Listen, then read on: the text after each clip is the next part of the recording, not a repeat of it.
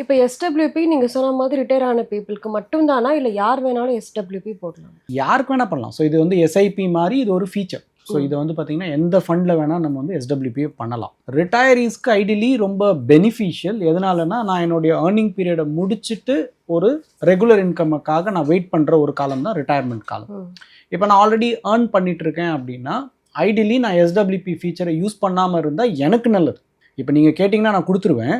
ஆனால் உங்களுடைய கார்பஸ் வளர வேண்டிய டைமில் நீங்கள் விட்ரா பண்ணிகிட்டே இருந்தீங்கன்னா உங்கள் கார்பஸ் பெருசாக வந்து வளராது. ஸோ ஐடியலி உங்களோட ஏர்ன் பண்ணிட்டு இருக்கீங்க ஒரு சேலரியோ இல்லை ஒரு பிஸ்னஸ்லேருந்து ஒரு இன்கம் வருதோ அப்படின்னா உங்கள் லைஃப்பை அதுக்குள்ளே அமைச்சிக்கிட்டிங்கன்னா இந்த பணத்தை நீங்கள் வந்து வளர முடியும். ஸோ உங்களுடைய கார்பஸ் பெருசாச்சுன்னா நீங்கள் என்னைக்காவது உங்களுடைய வேலையிலேருந்து ரிட்டையர் ஆகிட்டீங்க அப்படின்னாலோ இல்லை உங்கள் பிஸ்னஸை வந்து நீங்கள் வந்து ஸ்லோ டவுன் பண்ணிக்கணும் இல்லை வந்து எக்ஸிட் பண்ணணும்னு நினச்சிங்கன்னா அந்த டைமில் இந்த கார்பஸ்லேருந்து நீங்கள் இன்கம் எடுக்கலாம். ஸோ அந்த மாதிரி பண்ணுறது பெட்டர்.